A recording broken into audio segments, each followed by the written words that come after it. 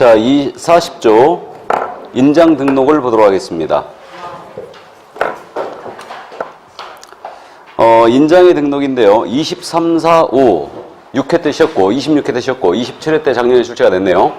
원래 인장도 매번 출제되는 부분은 아니에요. 근데 이제 작년에 일단 또 출제가 됐습니다. 자, 그러면 인장 등록인데 도장을 등록하는 겁니다. 그래서 가볍게 이해만 하시면 되는데 우리 법 16조에 개업 공인중개사 및 소속공사는 인장을 등록해야 된다 그랬어요. 그럼 인장 등록의 대상은 일단 개업공사와 소속공인중개사가 대상입니다. 그럼 중개보조는 대상이 아니란 얘기죠. 바로 이 얘기입니다. 그럼 모든 임원사원 인자는 인장을 등록해야 한다. OX. X죠. 모든 임원사원이 등록해야 되는 거 아니죠. 그래서 개공과 소공입니다. 임원 중에 자격증이 있는 자만 등록 대상이 되고 있어요. 이게. 그럼 인장 등록은 언제까지 해야 되느냐? 그 시기는 일단은 업무를 개시하기 전이죠. 다만 등록 신청과 함께 소속공사에 대한 고용신고와 함께 등록할 수 있다죠. 이때 안 했다면 업무 개시 전까지 등록을 해야 합니다. 이렇게 되죠.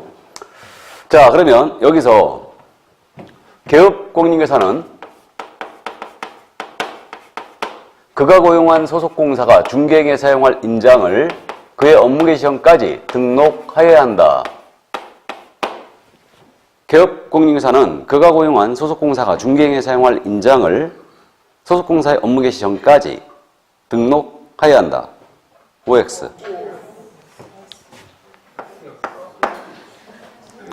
소공 자격증 개시 누가 해야 된다 그랬어요? 개공이. 소공 인장 등록 의무는 누가 부담한다? 소공 본인이 부담하는 거예요. 16조 1항에 이렇게 돼 있죠. 우리 법 16조에 개공 및 소공은 중개행에 사용할 인장을 등록해야 한다. 그러니까 소공 지인장 지가 등록하는 거예요. 다만 고용신고할 때 등록해 줄 수 있을 뿐입니다. 틀렸어요. 그래서 주어가 틀렸어요. 주어가.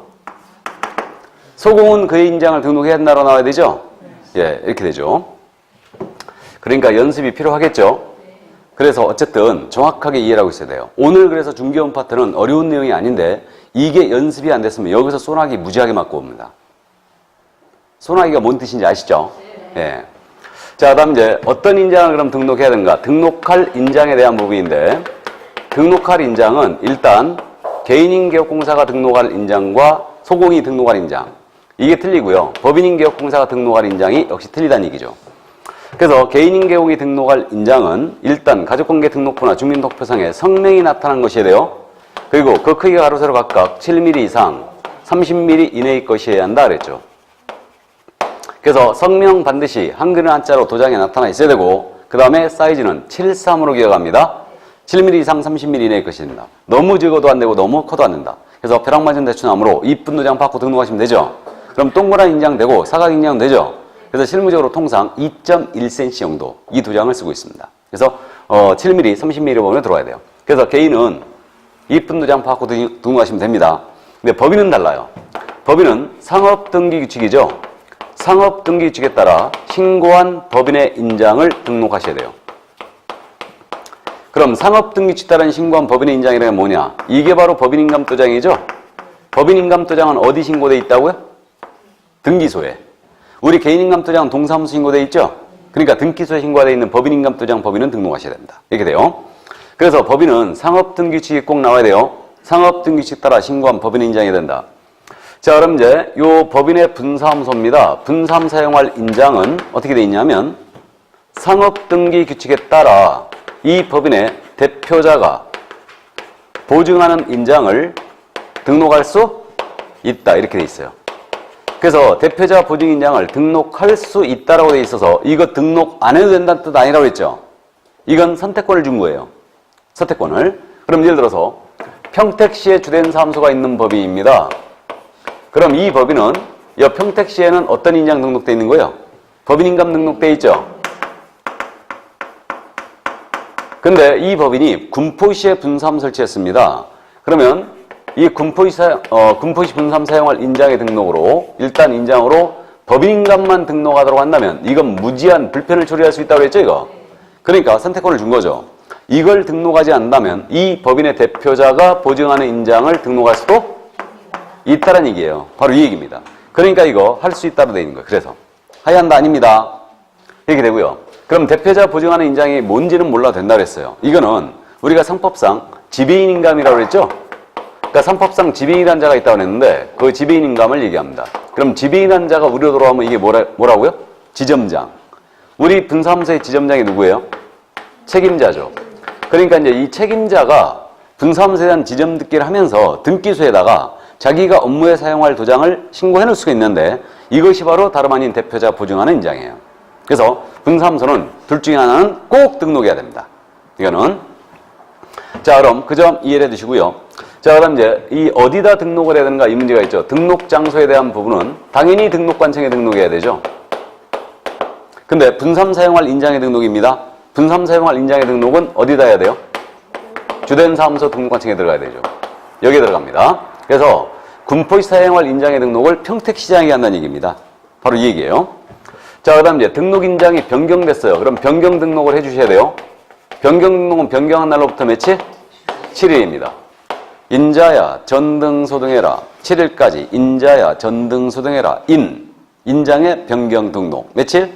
7일입니다. 그래서 7일로 기억하면 되고 여기서 참고 만약에 5월 1일 날 인장을 분실했습니다. 그럼 변경 등록 들어가야 되죠? 며칠에 들어가야 한다고요? 7일. 그럼 언제까지 해야 돼요? 5월 7일이에요? 5월 8일이에요? 예? 5월 7일이죠. 변경한 날로부터 7일이에요. 그래서 5월 7일까지 들어가는데 근데요 아직 인장 변경 등록 안 했거든요. 안 했는데 이때 5월 4일 날 도장 찍을 일이 생긴 거예요. 그러면 아직 변경 등록 안 했는데 이 도장을 계약서의 도장을 찍어도 되느냐 이 문제예요 지금. 찍어도 된다 안 된다? 찍어도 된다 라고 생각하실까 봐 물어본 거예요 이거. 우리는 미등록 인장 사용 금지예요. 미등록 인장 사용 금지니까 만약에 이거 7일이라는 기한을 준 것은 변경 등록의 기한만 줬을 뿐이에요. 이 사이에 찍어놓다는 뜻 아니에요. 우리는 미등록 인장 사용이 무조건 금지이기 때문에 도장 찍을 일이 생겼다. 그럼 미리 변경 등록 들어가야 돼요. 그 전에 미리 들어가야 됩니다. 참고하세요. 자, 그래서 변경 등록은 7일 내에 하시면 되고요. 그 다음에 인장 등록, 변경 등록의 방법은 어떻게 되느냐. 이건 역시 개인과 법인으로 나눠서 기억하는데 개인은 인장 등록 신고서가 있어요. 등록 인장 변경 신고서 같은 서식인데 일단은 인장 등록 신고서가 있습니다. 이 신고서로 들어갑니다. 신고서로. 그럼 이 신고서로 갈 때는요. 여기에 등록증 원본을 첨부하게 돼 있어요. 등록증 원본 왜 첨부할 것 같아요? 이거? 거기다 도장 찍는 난이 있죠. 그러니까 등록증 원본 첨부해야 됩니다. 여기다가 그 다음에 법인입니다. 법인인 개공은 상업등기규칙에 따른 인감증명서 제출로 가름한다 이랬어요. 그러니까 상업등기규칙에 따른 인감증명서라는 게 뭐냐. 법인인감증명서죠 이거. 그러니까 등기소에 가갖고 법인인감증명서 떼다가 갖다주면 끝이에요. 이거 제출로 가름한다 그랬습니다. 그래서 일단 거기까지. 그 다음에 중개행위 할 때는 반드시 등록된 인장만을 사용해줘야 되고 제재. 개업공인인계사가 미등록 인장을 사용했어요. 중개행위에. 개공이. 그럼 인장 관련 의무 위반은 모두 뭐다? 업무정지다. 업무를 기억하라고 그랬어요. 업무정지고 만약에 소속공인인계사가 미등록 인장을 사용했습니다. 소속공사는 자격 정지겠죠. 자격정지를 받을 수 있습니다. 여기까지. 이게 바로 인장이었습니다. 이해해 두시고 자 그러면 이제 휴업과 폐업으로 넘어갑니다. 휴폐업. 중개사무소 쉬는 게 휴업. 문을 닫아버리는 게 폐업입니다. 그러면 우리는 언제나 휴업 신고 의무가 있는 게 아니에요. 3월을 초과하는 휴업을 하고자 하는 때는 그러니까 휴업할 때요. 3월을 초과하는 휴업을 할 때는 이때는 등록증 반납해야 됩니다. 등록증을 첨부하여 등록관청에 미리 신고하시고 휴업 들어가셔야 돼요. 그러니까 이거 한때는 신고한다가 아니죠. 그러니까 이 휴폐업 신고는 사전 신고라는 걸 명심합니다. 이걸 명심할 것. 이거. 그 다음에 개업공인인계사가 휴업을 하고자 하는 때는 언제나 등록증을 첨부하여 등록관청에 미리 신고해야 한다. OX. X예요. 3월을 초과하는 휴업을 할 때만 신고를 하는 거 있죠? 그래서 휴업신고는 사전신고라는 점 언제나 나오면 틀렸다는 거 주의를 해줍니다. 그래서 3월을 초과하는 휴업을 할 때만 신고를 하는 거 있다. 그럼 2달을 쉽니다. 휴업신고는 없네요. 그 점 이해두시고 다음에 중개사무소에 개설 등록 후 업무를 개시하지 아니하는 때에도 또한 같다 그랬어요.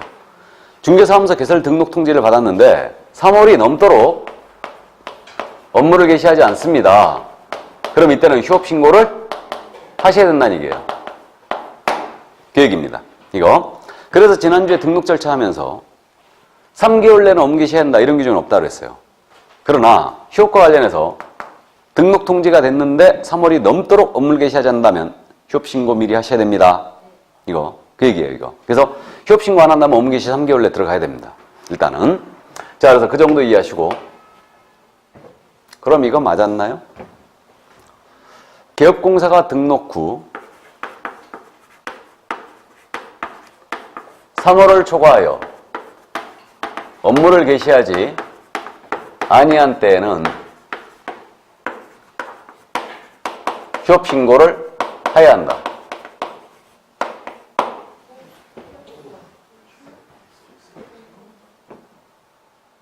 OX. X란 뭐 어디 틀렸어요? 초과가 틀렸어요? 3월 초과 맞잖아요. 한이 틀렸죠. 중개사무소 개설 놓고 3월 내에 3월 초과하여 업무를 개시하지 아니한 때는이 아니에요. 아니할 때는 미리 신고하는 거예요. 등록증 받고 오시다가 교통사고 나왔고 만약에 4개월 입원하게 돼 있다. 그럼 미리 신고 들어가야 됩니다. 사전신고니까. 쉰 다음에 신고하는 거 아니라고 그랬죠? 예. 그러니까 9월 달에 이런 지문들만 골라서 내니 얼마나 스트레스 받겠어. 그죠? 예. 어쨌든. 자, 그래서, 정확하게 사전신고라는 걸 기억해 두시고요. 다음. 휴업은 몇 개월 초과할 수 없다? 누가 3개월 알았어, 또?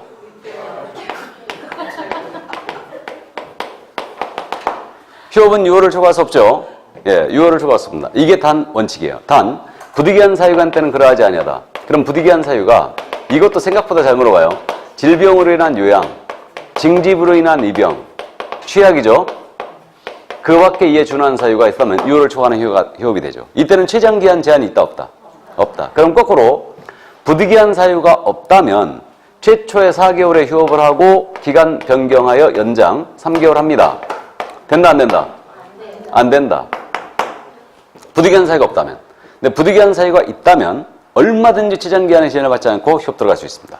다음, 휴업 기간을 변경하고자 합니다. 그럼 기간 명의 신고해 주셔야 되죠? 이것도 미리 하셔야 돼요.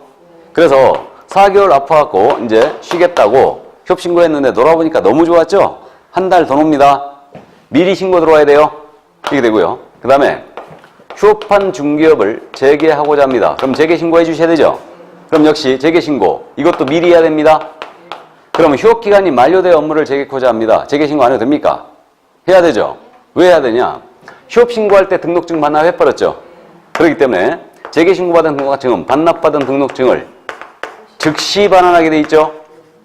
즉시가 빠르다고요? 지체없이가 빠르다고요? 즉시가 빠르다. 즉시는 3시간 내에 처리해 주는 겁니다. 지체없이는 되는 대로 빨리죠. 근데 즉시와 지체없이를 시험에서 바꿔낼 일이 있다 없다? 없어요. 그 정도 치사하게 안 냅니다. 요즘은 명쾌하게 내버립니다. 이거. 그래서 이따 기출지문들을 보겠지만 연습은 우리가 굉장히 까다롭게 해요. 하지만 연습이 까다롭게 돼 있어야지만 우리가 시험장에서 욕 나올 정도로 내가 정답이야 하고 손들고 있는 거예요. 이게. 그래서 어쨌든 이건 날짜로 바꿔내요.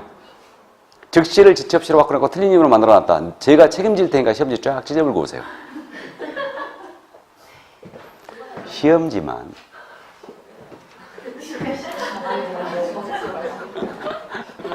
자, 그래서 어쨌든 날짜로 바꿔내니까 날짜는 우리가 기본적으로 뭐 4일, 5일, 이틀, 7일, 10일, 15일 이 정도는 기본적으로 기억하고 가거든요. 다. 이게. 자, 그럼 이제 폐업이에요. 문을 닫습니다. 그럼 역시 개업공사가 폐업을 하고자 할 때입니다. 하고자 할 때는 이때도 등록증 첨부해야 됩니다. 등록증을 반납해야 돼요. 첨부하여 등록과측에 미리 신고하시고 폐업하셔야 됩니다. 이것도 역시 사전신고다. 이게. 그럼 나머지 이제 기타 사항이거든요. 기타 사항인데 이거 휴폐업 신고라고 그랬죠. 그러니까 공인인증서협회에다가 이 사실을 통보해 주는 거 맞죠? 다음 달 10일까지. 협회 통보사항이고 다음에 그저 분사무소별로 휴폐업 들어갈 수 있어요. 그 다음에 전자신고 되느냐 이거 엄청 잘 묻는데 전자신고 휴폐업 신고 자체는 등록증 반납해야 되죠. 그러니까 등록증이 첨부되니까 전자신고 안 됩니다. 근데 기간 변경 신고와 업무 재개 신고 있죠? 이거는 전자문서 신고 됩니다. 이거. 그래서 이거 업무 재개하겠다고 등록관청에 팩스로 밀었어요. 등록증 어떻게 반환받아야 된다고요? 퀵으로 받든가 아시는 놈이 갔다 와야 된다고 그랬죠? 그래서 재개 신고, 전자문서 신고 됩니다. 그래서 그 점 이해를 해 두시고요. 이거. 그 다음에 이제 제재인데 만약에 3월을 초과하는 휴업을 하면서 신고하지 않았거나 기간 변경 신고, 재개 신고 안 했다. 폐업하면서 폐업 신고 안 했다. 그래서 휴폐업 신고 위반한 제재가 영등포 휴게소 보자. 얼마 가지고? 100만 원 가지고. 100만 원 이하의 과태료예요. 영등포 휴게소 보자. 휴폐업 신고 위반 100과. 근데 6월 초과하는 무단휴업 들어갔어요. 6월 초과 무단휴업. 이것은 의무적 등록 취소예요. 임취. 미시사업 거금 보전 2, 3, 6. 6월 초과 무단휴업. 임취. 미시사업 거금 보전 2, 3, 6. 6월 초과 무단휴업이에요. 그러니까 임취입니다. 자, 그래서 휴폐업 여기까지 이해를 해 두시고요. 이거.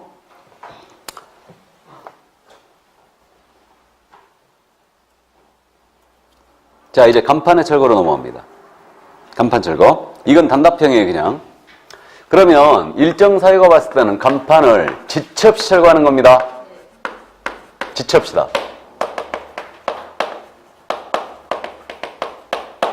그래서 간판 철거는 중개업을 안 할 때 철거하는 거예요. 그러므로 중개사무소 이전 신고했잖아요. 그럼 종전사무소 간판 철거해야 되죠. 이전 신고하면 종전사무소 간판 철거해야 됩니다. 지체 없이 철거해야 되고 그 다음에 등록 취소를 당했다. 그럼 역시 지체 없이 철거해야 되고 마지막으로 폐업 신고했어요. 그러면 지체 없이 사무소의 간판을 철거해야 됩니다. 이렇게 되고요. 그러면 쉴 때는 철거하지 않네요. 휴업이나 업무정지 기간 중입니다. 이때는 철거 의무가 있어요, 없어요? 없다는 거죠. 요거 주의하면 되고. 그럼 만약에 지체 없이 철거 안 했다. 이런 사유가 발생했음에도 그럼 행정대집행법엔 대집행 들어갈 수 있죠. 그래서 누가요? 등록관청에 들어갈 수 있다. 행정대집행법엔 대집행 들어갈 수 있습니다. 그래서 이 정도 등록관청이 대집행할 수 있다. 자, 그러면 이제 다 봤어요. 중개업 파트를 다 봤죠. 그래서 사무소, 겸업, 그 다음에 고용인, 인장, 휴폐업, 그 밖에 이제 명칭, 간판, 광고 이 정도. 그래서 여기서 최소한 5개예요. 최소한 5개입니다. 여기서. 자, 그다음 이제 제5장으로 갑니다. 중개계약 및 부동산 거래 정보망으로 들어왔어요. 그러면 여기는 이제 중개계약 하나, 정보망 하나 이렇게 보시면 돼요.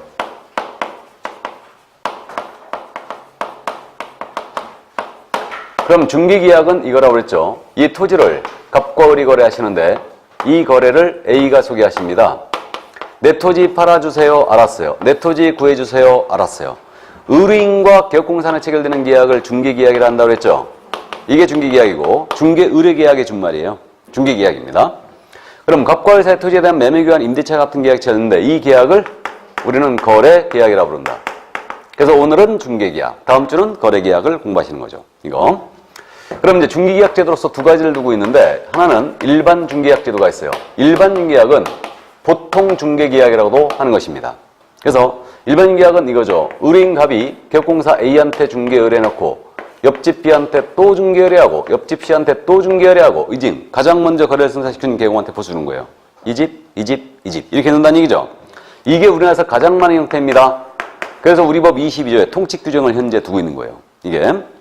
그래서 지금 일반 중개에 대해서는 그 조문만 충실히 이해하면 된다고 그랬는데 중개 의뢰인은 중개 의뢰 내용을 명확하게 하기 위하여 개업공사에게 일반 중개계약서의 작성을 요청할 수 있다 이랬어요. 의뢰인이. 그럼 이 요청에 대해 승낙을 함으로써 일반 중개계약서를 작성할 의무가 있다 했습니까? 없다 했습니까? 없다겠죠. 나는 일반인 쓰기 싫거든? 딴 데 가라봐라고 할 수 있죠. 물론 문 닫을 각오는 하셔야 된다고 했습니다. 그러나 이제 의뢰인의 요청에 작성을 하니 여기다 이제 기재해줘야 될 사항이 있다고 했어요. 이게 일반 중개계약서에 기재할 사항 아닙니까? 그래서 네 가지. 중개대상 물의 위치 및 규모. 물이죠, 물. 물.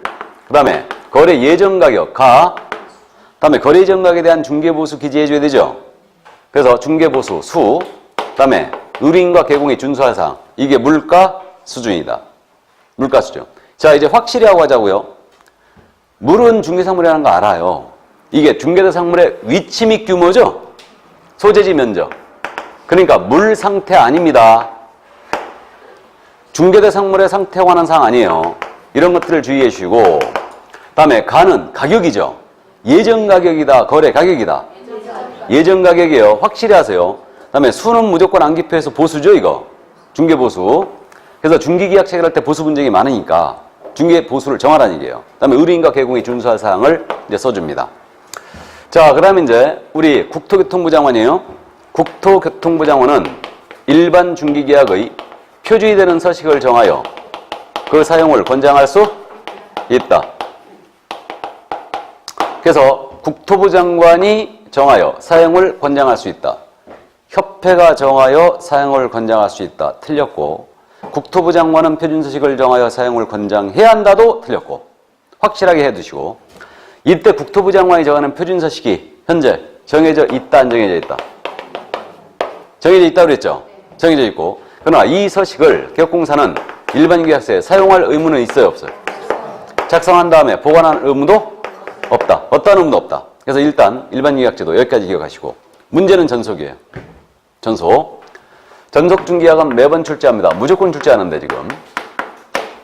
의뢰인갑이 특정 계약공사 A한테만 중개할 권한을 부여하고 이 계약공이 승낙을 하면서 체결되는 계약이에요. 그래서 의뢰인은 전속 중개계약을 체결할 수 있다라고 돼 있죠. 그래서 특정 계약공사를 정하여 그자에 하나여 당해 중개사물을 중개하는 계약을 체결할 수 있다 그랬어요. 그래서 의뢰인이 전속계약을 체결할 수 있다는 얘기예요. 그럼 의뢰인이 전속을 요청했습니다. 계약공한테. 그럼 계약공이 이를 승낙하면서 전속을 체결할 의무가 있다, 없다? 체결할 의무는 없다. 나는 해외여행 가야 되거든요. 딴 데 가라보세요. 라고 할 수 있죠. 그러니까 체결의 의무는 없어요. 이게. 그래서 중개계약은 임의적 계약입니다. 강제계약이 아니에요. 전속일지라도 중개 완성의 의무는 있다, 없다? 없어요. 완성의 의무도 없습니다. 이거. 그래서 우리는 조건부 특수한 쌍무계약이에요. 완성의 의무가 없기 때문에. 그럼 이제 개공이 OK를 했어요. 그럼 우리 법은 개공을 믿어요, 안 믿어요? 안 믿죠? 그러면 개공께서는 의뢰인 피해 방지로 해서 이제 의무를 부여했어요. 이게 전속 개공의 의무입니다. 그럼 첫 번째 우리 전속 개공은 전속 계약서가 서식이 있죠? 이것을 사용하여 계약을 체결할 것. 의뢰 내용을 명확하게 하기 위해 전속 계약서 쓰란 얘기예요. 다음, 이거 전속 계약서 쓴 다음에 보관도 하셔야 되죠? 보존은 몇 년? 3년. 서류 보존이 첫 번째 문장이네요. 3년 보존하셔야 됩니다. 자, 그 다음에 이제 이거 중개대상물에 대한 정보를 공개하셔야 돼요. 혼자 물건 받았기 때문에 빨리 거래시키라고 중개사물에 대한 정보 공개하는데, 다만 의뢰인이 비공개를 요청했습니다. 그럼 비공개 요청 시에는 공개하면 안 되죠? 공개 금지. 근데 아무 얘기 있으면 공개 나가는 거예요. 며칠 내에 나간다? 일주일. 7일이죠? 7일 내에 공개 나가는데, 부동산 거래 정보망 또는 일간신문. 이게 망신이에요. 망 또는 신. 그럼 생활정보지에다만 나가면 정당한 공개 방법이 아닙니다. 정보망에 나가거나 일간신문에 나가시다. 며칠에 나간다? 7일. 인자야, 전, 등, 소, 등. 전속시 정보 공개. 며칠? 7일입니다. 그 다음에 공개했잖아요? 공개한 내용은 지체 없이 문서로 의뢰인에게 통지하게 돼 있어요. 공개 내용은 지체 없이 문서로 의뢰인에게 통지한다. 정보 공개 며칠 내에 하라고요? 7일. 공개한 내용 통지는 지체 없이. 소금 안 돼요. 그러니까 개업공사는 중개계약 후, 전속중개계약 후 지체 없이 중개사물에 대한 정보를 공개해야 한다. OX, X. 개업공사는 공개한 내용을 7일 내에 의뢰인에게 통지해야 한다. OX, X. 개업공사는 지체 없이 공개한 내용을 구두로 통지하여도 무방하다. OX, X. 문서 통지다. 정확하게 이해하셔야 된다. 그럼 어떤 내용을 정보 공개해줘야 되느냐? 공개할 정보의 내용. 거기 그 43쪽에 지금 현재 표로 색깔 칠해진 부분이 있죠. 그래서 중개상물의 소재지, 면적, 지목 등 특정하기 위해 필요한 사항을 공개해줘야 돼요. 다음에 벽면 도배 상태 공개 나가야 되고, 수도전기, 가스, 수방, 오수, 폐수, 쓰레기 처리, 시설 등의 상태 나가야 되고, 도로 및 대중교통수단과의 연계성, 시장학교 등과의 근접성, 지형 등 입지 요건 공개 나가야 되고, 일조, 소음, 진동 등의 환경 요건 나가야 되죠. 나아가 소유권, 임차권 등 중요한 권리관계 사항 나가야 되고, 근데 권리자 인적 사항 공개하면 된다, 안 된다? 안 된다. 그 다음에 6번 공법상 이용자 및 거래규제 사항 공개해줘야 되고, 거래 예정가 및 공시지가는 공개 나가야 돼요. 공시지가 공개 나가야 되고, 다만 임대차는 공시지가를 공개하지 않을 수 있다 그랬죠. 그래서 지금 공개할 정보 기억하고 있죠. 권리자의 주소문 등 인적 사항에 대한 정보는 공개하면 돼, 안 돼요? 안 되는 겁니다. 공개 금지. 이거는 나아가 공시지가는 공개하는 거 맞죠? 근데 임대차의 경우는 공시지가를 공개하지 아니할 수 있다. 주의하시기 바랍니다. 엄청 잘 물어봐요. 거기 근데 쬐끄만 글씨로 지금 현재 별표 해가지고 수세는 제외되어 있죠? 수가 뭐라고? 중개보수, 세금, 취득 관련 조세 중림세금. 이건 공개할 정보에 안 들어가 있어요. 그래서 수세는 빠져 있습니다. 근데 요거는 잘 안 물어봐요. 근데 인적사항 공시지가 있죠? 꼭 기억해둬야 되죠. 반드시. 자, 그 다음에 이제 의무 4번으로 갑니다. 전속계공의 의무 4번. 네 번째. 우리 전속계공은 업무 처리 상황 있죠? 업무 처리 상황을 2주에 1회 이상은 문서로 의뢰인이 통지하는 거예요. 알았다 해놓고 해외 가버리면 안 되니까 14일에 한 번씩은 통지해 줘야 되고요. 그 다음 마지막으로 확인 설명을 성실하게 이행하세요. 이런 의무가 있죠. 이게 전속계공의 의무 5가지가 이거였어요. 그럼 여기에 대응하는 우리 의뢰인님께서 의무를 부담하죠. 우리 의뢰인은 어떤 의무를 부담하느냐? 이자는 먼저 위약금 지급의 의무가 발생되는 거가 있다고 그랬어요. 위약금은 전속 의뢰인이 전속계약을 위반한 거예요. 얼마 물어주래요? 중개보수액에 해당하는 금액으로 물어줘야 되죠. 그 다음에 소요비용 지급의 의무가 물어주는 경우가 있는데 이 소요비용은 개공이 지출한 비용이죠. 이걸 물어주는 거예요. 그 다음 확인설명 의무 이해하는데 협조하라. 이런 의무로 나눠지고 있어요. 그럼 위약금 지급의 케이스는 2가지가 있다 했습니다. 하나는 의뢰인 갑이 A와 전속 체결을 했는데 이 갑이 다른 개호한테 또 의뢰했다는 얘기죠. 다른 개업공사 B한테 또 중개 의뢰하고 이자가 소개한 상대방 을과 거래해버린 거예요. 전속이란 개념을 배신했죠. 그럼 갑은 A한테 뭐 물어준다? 위약금을 물어준다. 그 금액은 보수액에 해당하는 금액이에요. 두 번째 위약. 의뢰인 갑이 A와 전속을 체결했죠. 근데 A가 을을 소개했습니다. 계약이 성사되지 못했어요. 근데 이들이 소개한 개공을 배제했죠. 배제하고 몰래 만나서 직거래해버린 거죠. 이게 지하다방 사건이죠, 지금. 이 지하다방에서 몰래 만나 계약한 거예요. 그럼 갑은 A한테 뭐 물어준다고요? 위약금을 물어주더라. 이게 두 번째 위약의 케이스예요.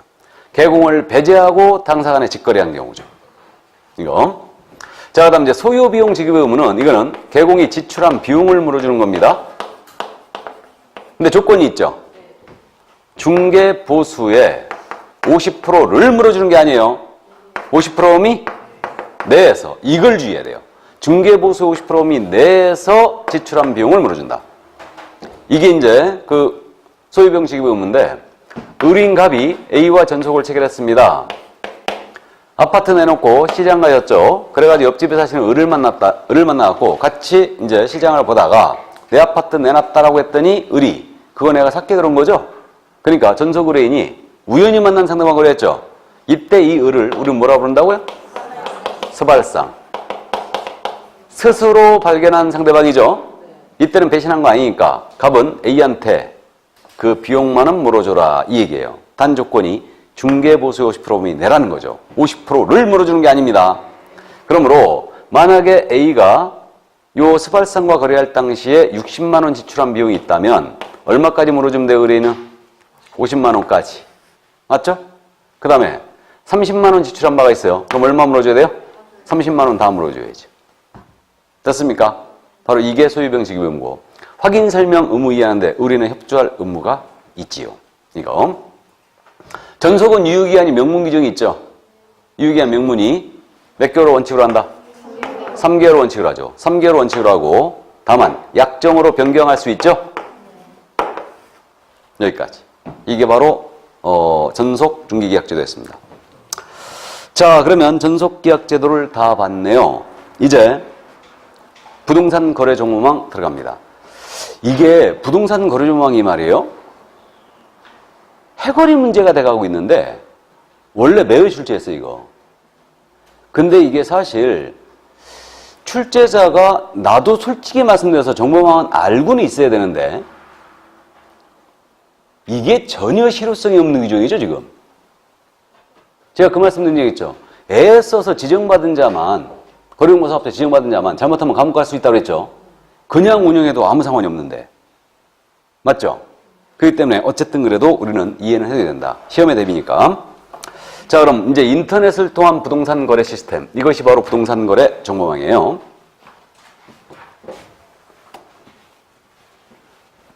정보망 운용도가 가장 먼저 나와 있는데 정보망 운용도를 보기로 합니다. 부동산 거래 정보망이에요. 인터넷을 통한 거래 시스템이라고 했는데 평택에 사시는 갑이셔요. 이분이 동네 기업공사 A한테 내 아파트 팔아주세요 의뢰했죠. 그러자 A가 부동산 거래 정보망에 들어갑니다. 그래서 물건을 여기 들어가서 공개를 해놔요. 공개했습니다. 물건을. 자, 그 다음에 이제 여기 군포에 사시는 을입니다. 이분이 평택으로 이사 오시고자 동네 계공 B한테 중개 의뢰했죠. 그러자 여기 B가 정보망에 들어가서 조건에 맞는 물건을 검색을 해요. 검색을 합니다. 그래가지고 조건에 맞는 것을 4개를 딱 골라냈어요. 그래서 이 중에 하나 선택하세요라고 물건 소개를 합니다. 을이 4번을 체크했죠. 4번 물건이 뭐였냐면 갑소의 아파트로서 A 기업공사가 공개한 물건이었습니다. 그럼 B 기업공사는 A 계공에게 매수인 발견 통지를 해요. 거래하자. A도 다시 갑에게 매수인 발견 통지를 합니다. 거래하자. 그럼 이제 약속을 잡아야 되겠죠. 둘이 만나서 거래가 성사가 됩니다. 이게 계약이 체결됐어요. 그럼 계약이 이제 체결되면 여기 들어가 있는 물건 삭제해 줘야 되죠. 그래서 이 정보망을 설치하고 운영하는 자, 이 자를 우리 뭐라고 부른다고요? 거래정보 사업자라고 부르는. 그래서 이 거래정보 사업자에게 A 계공은 지체 없이 이걸 통보해 줘야 됩니다. 지체 없이 통보한다. 이 통보 안 해버렸잖아요. 통보 안 하게 되면 이때는 업무정지예요, 이거. 왜 업무정지냐면 이거 통보 안 해버리면 거래된 물건 계속 떠있죠. 허위 물건 공개가 똑같아요. 그래서 정보망에다 대고 계공이 거짓된 내용으로 정보를 공개했잖아요. 그럼 이건 업무정지예요. 그렇기 때문에 거래사실 미통보, 업무정지입니다. 그래서 이 점 이해해 주시고. 자, 그럼 시스템 운용도를 봤더니 이거 보니까 계공이 지금 현재 들어가서 정보를 공개하고 계공이 들어가서 물건 검색하고 계공들끼리만 정보를 주고받죠. 그래서 부동산 거래 정보하는 것은 개업공인회사 상호간이에요. 개업공사 상호간. 중개대상물에 관한 정보를 교환하는 시스템이지 개업공사와 의뢰인간 정보 시스템이 절대 아닙니다. 이해하셨죠? 그래서 만약에 시험 지문에 정보망 관련해서 중개 의뢰인이라는 말이 떴어요. 이 지문은 이유불문 틀렸다고 했습니다. 이유불문. 그래서 그 점을 이제 감 잡아두시고요. 이게. 그래서 정보망 통한 거래가 상당히 활발히 지금 일어나고 있는데 정보망은 어떤 기능을 현재 수행하고 있느냐면 공동중개의 주요한 수단적 기능을 발휘하고 있죠. 맞죠? 그래서 공동중개가 늘어나고 있고 나아가서 이거 정보망은 정보를 공개하고 있는 그런 정보 시스템의 운영 역할을 하고 있죠. 지금 정보 시스템 역할을 하고 있고요. 그 다음에 A, B는 서로 모르는 사람이었는데 정보망을 통하여 지금 협력 중개하고 있죠. 그러니까 중개업 공동체를 형성하고 있죠. 지금 이게. 그래서 이제 이렇게 되고 IT를 활용하고 있습니다. 이거를. 그래서 정보통신 시대에 아주 적합하죠. 이거는. 자, 그럼 이 정도 이제 정보망은 여기까지 이해해 두시고, 근데 우리가 실제로 공부하는 것은 이것을 설치 운영하는 자에 대하여 공부를 하는 거예요. 이게. 그래가지고 이제 이걸 설치 운영하는 자에 대한 규정을 두고 있는데 사실상 이것을 설치 운영하는 자, 거래정보 사업자 지정 안 받고 운영해도 아무 상관이 없다고 그랬어요. 그래가지고 사실상 이제 지역별로는 사설 정보만 훨씬 더 유행하다고 그랬죠.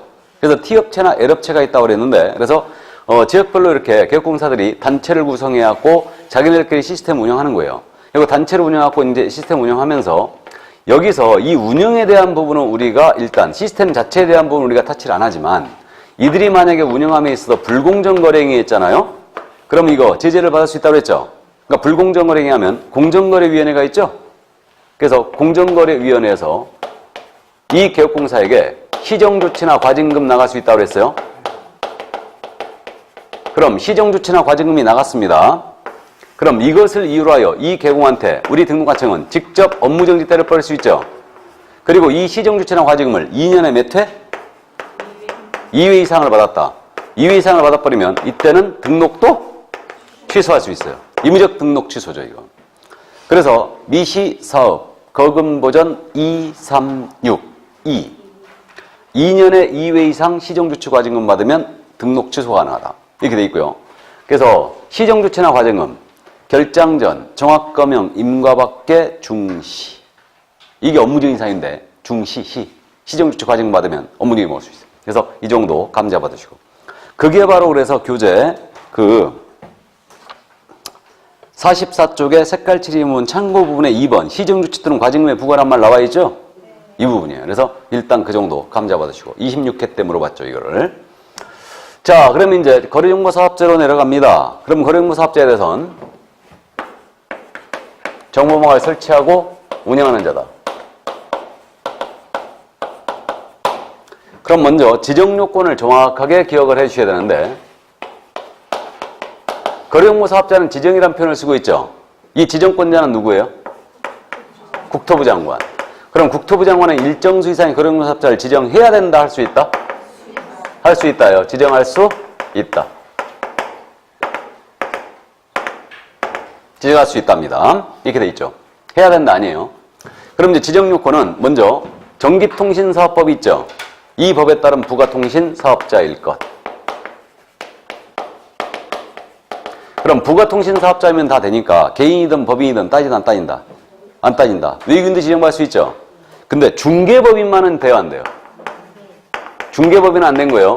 중개법인은 경업범죄 부가통신사업이 없죠. 그러니까 중개법인은 불가. 다음. 여기 개공이 이용가입 신청을 해야 됩니다. 몇 명 이상이? 이거 개공이에요, 공인중개사예요? 개공입니다. 이제 확실히 기억하세요. 개공이 500명 이상이 가입 이용 신청해야 되고 이들 분산 요건 필요하죠. 2개 이상의 시도에서 각 30명 이상이 됩니다. 그래서 이게 5 빼기 2는 3이다라고 기억했죠? 5 빼기 2는 3이다. 이렇게 이제 기억하는 겁니다. 5, 2, 3으로 기억해 주시고. 그 다음에 정보처리 기사 있어야 되죠? 정보처리 기사입니다. 기능사 아니에요. 몇 명 이상? 역시 1명 이상이고. 공인중개사도 고용이 돼 있어야죠. 이건 또 개공 아니에요. 공인중개사예요. 공인중개사가 몇 명? 1명 이상이고. 그 다음에 컴퓨터 설비 있어야 되죠? 이 컴설비는 국토부 장관이 정하는 용량과 성능 같은 서버 가치란 얘기예요. 그럼 정보망을 이용하는 개공의 컴퓨터가 아닙니다, 이거. 지정을 받고자 하는 자의 컴퓨터예요. 그래서 이제 그 점을 주의하고요. 그래서 요것이 지금 4호 전공컴으로 돼 있죠? 밑에 암기. 눈을 익혀야 되는데, 부가통신사업자일 것, 4. 500명. 그 다음에 정, 공, 컴. 이렇게 돼 있는 거 아니에요. 사요, 전공컴. 컴퓨터를 통한 거래 시스템이니까 사요, 전공컴이에요. 그래서 그냥 눈을 익혀도 돼요. 이거는. 자, 그럼 지정요건 갖췄어요. 이제 지정을 신청을 하십니다. 그럼 당연히 누구한테 신청해야 돼? 국장에게 신청해야 되죠. 국토부 장관에게 장에 신청하고. 이때 서류 냅니다. 그러면 이제 국장에게 신청하면 서류 내는데 거래정보사업자 지정 신청서에다가 첨부 서류가 이거 요건증명서를 그대로 첨부하는 거죠, 이거. 그럼 부가통신사업자 신고증을 제출하였음을 입증할 서류 내야 되죠. 그 다음에 여기 500명 이상의 가입비용 신청서 다 들어와야 되죠. 500명 이상의 가입비용 신청서에다가 이 4번 들어와야 되고 이 신청서가 가짜로 작성되면 안 되니까 중개사무소 개설 등록증 있죠. 사업자 등록증 아닙니다, 이거. 중개사무소 개설 등록증 4번 몇 장 이상 들어와야 된다? 500장 이상. 그래서 우리가 지금까지 말이에요. 계속 등록증 원본이었어요. 잠깐 따지고 갈까요? 등록증 원본 제출하는 경우 종별 변경, 공인인증서 개공이 법인으로 바꾸거나 법인 개공이 공인인증서 개공으로 바꾸거나 중개인이 자기를 취득하여 공인인증서 개공으로 바꿉니다. 등록증 원본 첨부하는 거 맞아요? 반납해야 되죠? 등록증의 종별이 바뀌니까. 다음에 이거 우리 중개사무소 이전 신고할 때 등사 첨부한다고 했죠? 등록증 원본. 이거 암기사항 아니에요. 이해할 사항입니다. 그 다음에 인장 변경 등록 들어갑니다. 등록증 원본 첨부하는 거 맞아요? 맞죠? 인장 변경 거기다 찍어야 되니까. 그 다음에 휴업신고, 폐업신고할 때 등록증 원본 첨부했죠?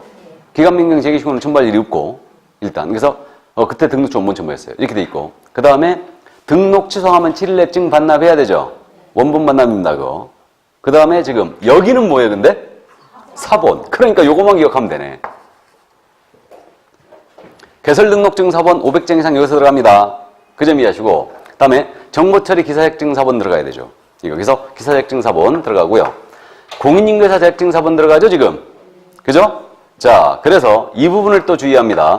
지금까지 계속 자격증 사본 냈어요 안 냈어요? 안 냈죠? 직접 등록가증 확인했거든요. 근데 여기서는 자격증 사본을 내고 있는 거예요 지금. 지정권자가 국장이기 때문에 그렇다고 그랬죠 이거? 나란 일 하시느라 바빠서. 그래서 이거는 자격증 사본 여기서 냅니다. 그래서 이걸 주의해야 돼요. 이거를 주의해야 되고 컴퓨터 설비 증명서로 들어가야 됩니다. 법인일지라도 법인등기상 증명서는 역시 내지 않습니다. 이 정도. 수수료 있어요 없어요? 수수료 없어요. 이거는 취업서로서 안 받는다고 그랬죠 국장이. 그래서 어쨌든 수수료 없습니다. 이거는. 자, 그러면 이제 거래업무사업자 지정 신청까지 다 받고 이제 검토합니다. 이에 대해 이제 검토하고 요건에 적합했다. 그럼 지정서 나갑니다. 이때 지정서까지 교부해버렸는데 이때 지정서 나갈 때는 지정대장이 있다고 그랬죠? 지정대장에 기재하고 나가는데 이 지정대장은 특별히 불가능한 사유 없다면 전자관리 해주게 돼 있어요. 그래서 전자관리 해줘야 된다. 그래서 대장 다 나왔네.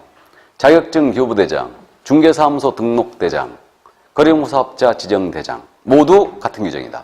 전자관리하라고 그랬어요. 특별히 불가능한 사유가 없다면. 그래서 여기다 기재하고 나가고 그럼 뭐 지정대장에 기재할 내용은 시간이 매우 남고 할 일이 진짜 없어 난 죽겠다는 분은 한번 보시고 이거. 자, 그래서 지정대장에 기재하고 나갑니다. 이거 기한이 있죠? 며칠? 30일이다. 우리 공인인증서법에서 유일한 30일. 공인인증서법에서 유일한 30일. 이겁니다. 그래서 원래 행정기관 업무 처리가 14일, 10일, 7일이 많다고 그랬죠? 그죠? 근데 이거 넉넉하게 30일이에요. 왜 그렇다고요? 국장이 지정권자니까 나란히 하시라 바쁘신 거예요. 자, 그 다음에 이제 검토하여 요건에 그 지정서 나갔어요. 그럼 지정이 된 거거든요. 그럼 지정을 받는 자는 운영규정을 제정하여 승인받아야 되죠? 그럼 이 운영규정은 정보망 운영 회칙이라고 했습니다. 이게. 그러니까 운영규정에 정할 내용은 암기사항 아니에요. 이거 이해할 사항입니다. 정보망의 등록 가입 절차, 회비징수 절차, 개공사와 거래업무사업자는 권리 의무에 관한 사항, 기타 정보망 운영에 필요한 사항을 정합니다. 정하고 이 운영규정 제정 승인을 받는데 일단 변경되면 변경 승인도 얻어야 됩니다. 누구 승인사항? 국토부 장관 승인사항이죠. 뭐 물론. 이거 기한이 있죠. 몇 개월 내? 3개월 내 받아야 됩니다. 그러면 지정 신청 서류에 운영규정서를 첨부할 일이 있어요 없어요? 없죠. 지정을 받은 자가 지금 3개월로 운영규정 승인 받는 거죠. 그러니까 운영규정서는 첨부할 일이 없는 거예요. 여기서 이게 지정을 받은 자가 3개월 내 지정 승인 받거든요. 나아가 설치 운영을 해주는데 설치 운영은 이거 지정을 받은 날로부터 몇 개월? 몇 년? 1년이죠. 그래서 숫자가 33일년이에요. 33일년이다. 이게. 그래서 이렇게 이해하시고 이 33일년이 기억되면 주의할 점이 그거라고 했어요. 지정을 받은 날로부터 하라고 했죠 이거. 이걸 받고 나면 엄청 어려운 점이 되는 거예요. 그래서 이제 30일 내 운영규정 승인을 받고 그다음에 3개월 내 지정 승인 3개월 내 운영규정 승인 받고 그다음에 1년 내 설치 운영하는 거예요. 운영규정 승인으로부터 1년이 아닙니다. 그다음에 지정을 신청한 날로부터 3개월 내 운영규정 승인 받는 거 아니에요. 잘 봐두시기 바랍니다. 절차. 주의해야 됩니다 이거. 그러니까 숫자는 33일년 3자와 엄청 친하다. 일단은. 그 다음에 이제 거래업무사업자와 개업공사의 의무사항이 있죠. 그럼 이제 의무에 대한 부분인데 우리 거래정보사업자께서는 여기다 대고 개공이 아닌 자로부터 의뢰받아 공개하면 안 되죠. 그러니까 개업공사로부터 의뢰받은 물건에 하나에 공개해야 되고, 의뢰받은 내용과 다르게 공개하는 것도 금지고, 개업공사에 따라 차별 공개하는 것도 금지죠. 우리 개업공사는 여기다 대고 거짓된 내용으로 공개하면 돼요, 안 돼요? 당연히 안 되고, 거래 사실 있으면 직접 통보하라고 그랬죠? 그럼 이거 위반 시의 제재가 어떻게 되느냐? 거래공사업자가 이걸 위반했다. 개공이 아닌 자로부터 의뢰받아 공개했거나 의뢰받는 것과 다르게 공개했거나 차별 공개했어요. 그럼 이때는 우리 거래공사업자는 지정 취소를 당할 수 있죠. 지정 취소를 당할 수 있고, 지정은 취소해야 된다 할 수 있다? 할 수 있다요. 엔드 1-1이죠 이거. 1년 이하 적등 1,000만 원 요금. 이양사칭 표정 시비금지. 이 정의의 정. 개공으로부터 의뢰받지 아니한 정보, 다르게 정보, 차별 공개. 정보를 차별 공개했을 때 정자. 그래서 이렇게 되고요. 우리 그럼 개업공인인가사가 거짓 공개했거나 거짓 사실 미통 공개했다. 개공. 개공은 업무정지. 결장 전 정확 거명. 정보. 그래서 업무정지. 자, 그래서 여기까지입니다. 이게 이제 이거고, 나머지 이제 거래공사업자 제재가 있거든요. 제재는 저 뒤에 있으니까 그때 천천히 하기로 하죠. 그럼 오늘은 여기까지 할까요?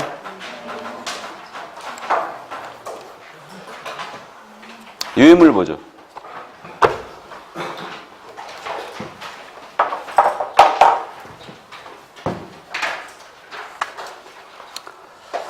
(1번) 문제입니다. 다음 중개사무소에 대한 설명으로 틀린 것은 1번이에요. 중개사무소는 등록관청의 관할구역 안에 원칙적으로 한 개만 둘 수 있다. 맞죠?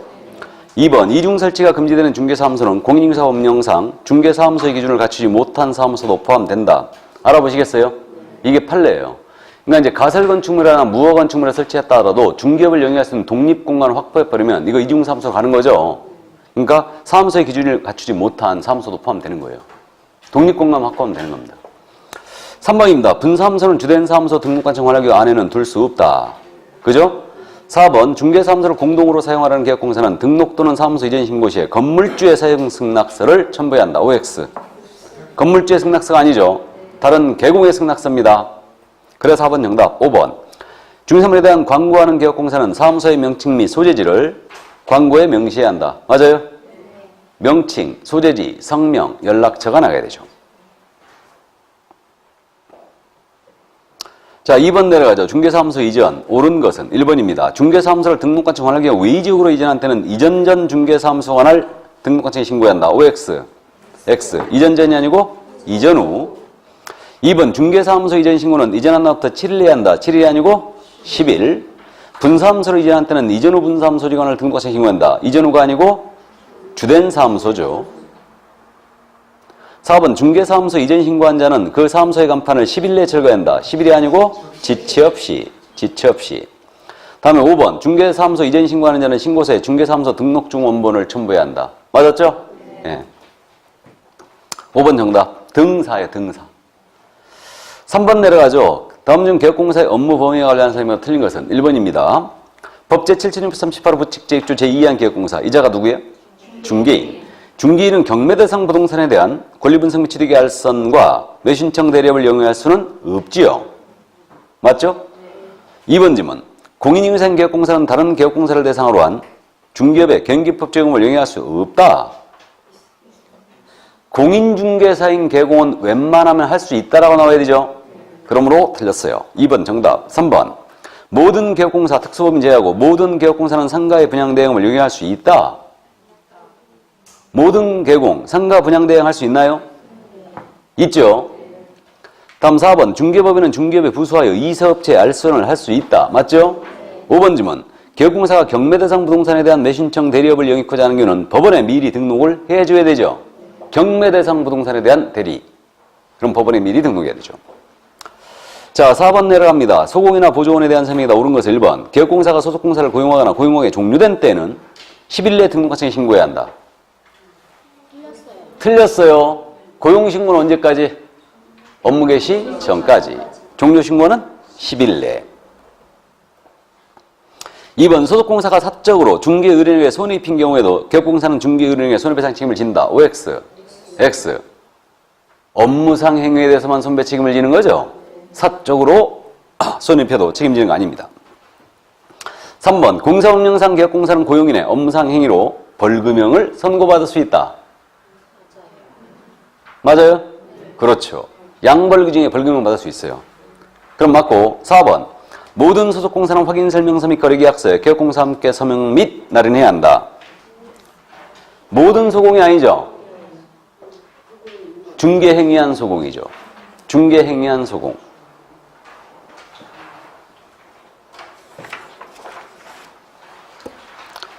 자, 5번 지문 내려갑니다. 소속공사 및 중개보조는 매 2년마다 연수교육을 받아야 한다. 보조원은 연수교육 대상 아니죠? 예, 그래서 틀렸습니다. 그럼 5번 내려가 볼까요? 인장 등록입니다. 옳은 것은 1번 모든 소속공사는 중개행위에 사용할 인장을 등록관청에 등록해야 한다. 맞아요? 맞네요. 모든 소공 인장 등록하셔야 됩니다. 근데 모든 임원사원 인자는 인장 등록했나는 틀렸어요. 2번 내려갑니다. 중개사무소에 개설 등록을 신청한 자는 등록 신청과 함께 중개 업무에 사용할 인장을 신고해야 한다. 신고할 수 있다죠. 3번 등록 인장을 변경하는 변경일로부터 10일 내에 그 변경 인장을 등록같이 등록한다. 10일이 아니고 7일. 4번 소공사가 등록해야 할 인장은 성명이 나타난 인장으로서 그 크기가 가로세로 각각 10mm 이상 30mm 낸다. 13이 아니고 73. 7mm 이상 30mm죠. 틀렸고. 5번 분사무소 사용할 인장은 그 분사무소 소지기관을 등록장에 등록해야 한다. 주된 사무소죠. 자, 6번 내려가죠. 다음 중 휴업 및 폐업에 관한 설명으로 옳은 것은 1번입니다. 등록 후 30일 내 업무를 개시하지 아니하는 경우에는 휴업 신고를 해야 한다. 30일이 아니고 3월이죠. 3개월 내 업무를 개시하지 아니하는 경우는 휴업 신고 들어가야 된다. 2번 질문 질병 등 불이한 사유가 있는 경우는 최장 휴업 기간의 제한이 없다. 맞아요? 예, 그래서 맞습니다. 2번 정답. 3번 중개업무 재개 신고받은 등록증은 반납받은 중개사무소 등록증을 7일 내에 반환해야 한다. 즉시죠. 즉시. 이게 틀렸는지 맞았는지는 7일짜리가 인자야 전등소등 아니에요. 인자야 전등소등. 그러니까 7일이 없잖아요. 틀린 거예요. 휴폐업이 없으니까. 자, 4번 갑니다. 기업공사가 폐업한 때는 지체 없이 등록증을 처음 폐업 신고해야 한다. 알아보시겠어요? 폐업한 때는이 아니죠. 폐업할 때는 지체 없이 빠져야 되죠. 5번 휴업 및 폐업 신고는 전자문서로 할 수 있다. 이건 안 된다고 그랬죠. 등록증 첨부하니까. 자, 그럼 7번 내려갑니다. 전속계약이에요. 틀린 것은 1번입니다. 중개의뢰인이 전속계약을 요청한 경우라도 기업공사는 전속계약을 체결할 의무는 없죠. 2번 기업공사는 법정서식에 한 전속계약서를 사용하여 작성하여 의뢰인에게 교부하고 한문은 3년간 보관해야 한다. 맞아요? 3번 기업공사는 중개업무 처리 사항을 2주일 이상 의뢰인에게 문서로 통지해야 한다. 맞죠? 4번 기업공사는 중개의뢰인의 비공개 요청이 없는 한 권리자 인적사항, 중개보수 등 중개사물에 대한 정보를 7일 내에 공개해야 한다. 인적사항 공개 금지고 중개보수는 공개할 정보에 안 들어가 있죠? 예, 그래서 틀렸습니다. 5번 질문. 의뢰인은 다른 기업공사에게 중개를 위하여 거래한 경우 위약금을 지불해야 되죠?